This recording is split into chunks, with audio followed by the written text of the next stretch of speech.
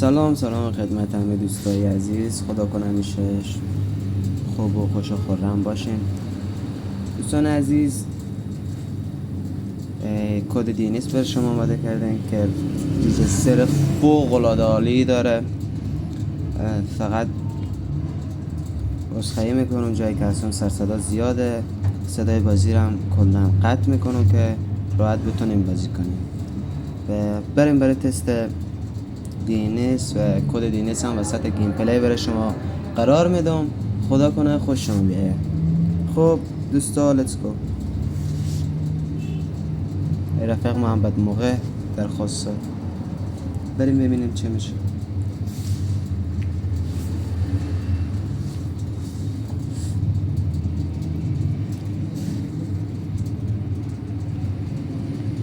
خب اول بازی مشاهده میکنه که پینگ ما استارت بازی برو 40.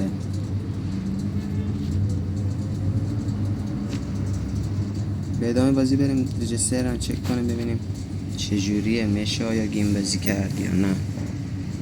چند وقت بازی نکردم، کلا بازی ضعیف شده. خب دوستا میبینیم دیگه هدشات خوره.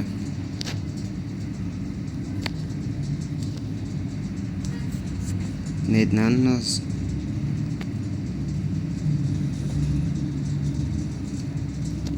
فرار نکن دیگه، فرار نکنه.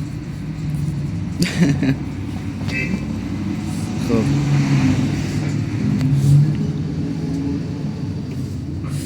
خیلی وقت ما بازی نکردیم، کل بازی ما ضعیف شده.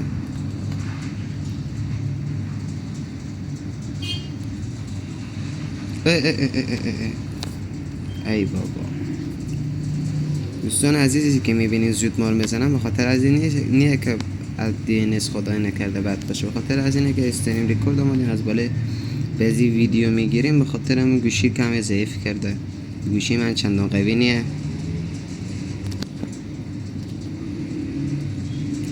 ارشاد خوره رو مشاهده میکنن دیگه،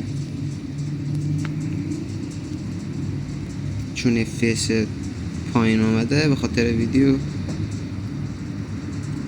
زود میزنم. ببینید که همه تیرا ریش میشه بالای انمی.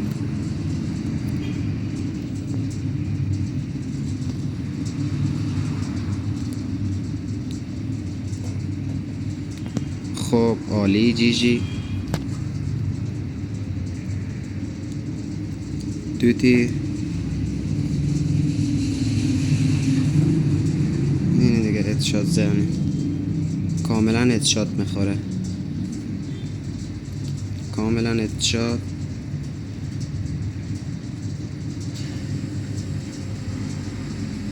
هدشات.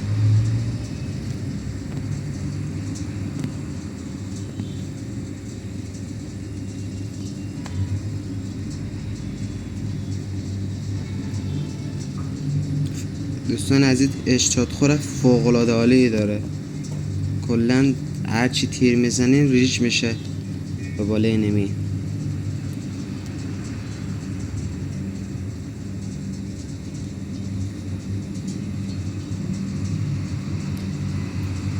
بیم وین 16 که. دوستان عزیز تا ویدیوهای دیگه خداوند نگهدار شما.